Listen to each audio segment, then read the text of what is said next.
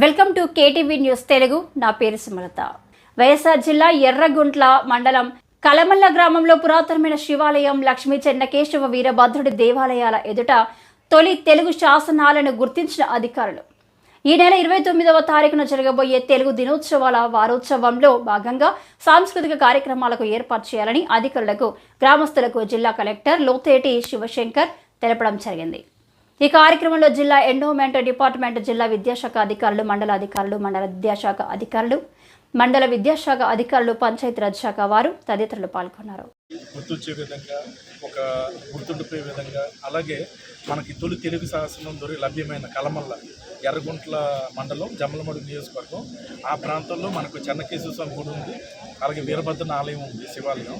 So ఈ ప్రాంగణంలో ఎక్కడైతే తొలి తెలుగు శాసనం లభ్యమైందో ఆ ప్రాంతంలో తెలుగు భాష దినోత్సవం ఏర్పాటు ఘనంగా నిర్వహించడానికి ప్లాన్ చేసుకున్నాము. సో అందులో భాగంగానే ఈరోజు ఇక్కడికి వచ్చి ఇన్స్పెక్ట్ చేసి చేయడం జరుగుతుంది. దీనికి ఏంటంటే ఇటు ఎడ్యుకేషన్ డిపార్ట్మెంట్, అలాగే పంచాయతీరాజ్, ఎండోమెంట్స్, ముఖ్యంగా ఇంటాక్ వీళ్ళందరి సహకారంతో ఇక్కడ ఆ రోజున ఒక మంచి సాంస్కృతిక కార్యక్రమాలు, అలాగే తెలుగు భాష ఔన్నత్యాన్ని తెలిపే విధంగా కడపలో తెలుగు భాషకి సేవ చేసిన వాళ్ళు చాలామంది ఉన్నారు. ఒక సుమతి శతకం రాసిన బతిని కావచ్చు, కుమార్ సంభవం రాసిన అన్నిచోటిని కానీ, అలాగే వేమన, అన్నమాచార్య, కరిగొండ వెంగమాంబ, ఇలా చాలామంది ఉన్నారు.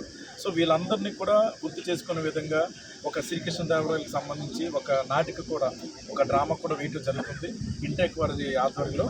వాటితో పాటు సాంస్కృతిక సంబరాలు, దాని తర్వాత తెలుగు భాష ఔన్నత్యాన్ని గురించి చాటి చెప్పే విధంగా స్పీచ్లు ఉంటాయి. వక్తలందరూ కూడా, ప్రముఖ వక్తలందరూ కూడా మాట్లాడతారు. దాని తర్వాత పిల్లలకి కొన్ని కాంపిటీషన్స్ అనేవి పెట్టడం జరిగింది. తెలుగు భాష మీద ఒక వక్తృత్వ పోటీలు కానీ, వ్యాసరచన పోటీలు, ఇలాగ జూనియర్ సివిల్ అని చెప్పి, జూనియర్స్ సీనియర్స్ అని చెప్పి వాళ్ళకి కాంపిటీషన్స్ కూడా పెట్టడం జరిగింది. వాళ్ళకి ప్రైజ్ డిస్ట్రిబ్యూషన్, అలాగే తెలుగు భాషలో మన కడప నుంచి ఇటీవల కాలంలో మంచిగా పుస్తకాలు రాస్తూ ఒక మంచి పేరొందిన ప్రముఖ రచయితలు, వారికి అందులో ఒక 5గురిని ఈ సంవత్సరం సన్మానించుకునే విధంగా రేపు తెలుగు భాష దినోత్సవం 29వ తారీఖున ఇక్కడ చేయబోతున్నాం. సో ఆసక్తి కలిగిన ప్రతి ఒక్కరు కూడా, రసజ్ఞులు అందరూ కూడా ఈ కార్యక్రమంలో పాల్గొని దీన్ని జయప్రదం చేయాలని చెప్పి నేను కలెక్టర్గా కోరుతున్నాను. Thank you.